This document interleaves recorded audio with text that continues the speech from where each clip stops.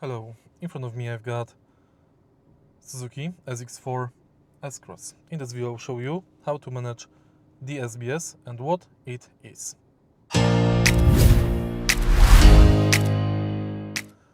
In Suzuki, DSBS stands for Dual Sensor Brake Support. This is safety technology primarily found in Suzuki vehicles. It is advanced collision avoidance system that uses two different sensors located at the top of the windshield to monitor the road ahead. The system combines two types of technology to provide high level of accuracy. Monocular camera, excellent at recognizing mid to long distance objects, and laser sensor, highly effective at short distances and in low light nighttime conditions. To enable it, let's go to menu of the instrument cluster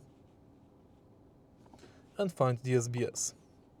Here you can set up warning timing between default, earlier or later. If you found this video helpful, please leave like, comment and subscribe.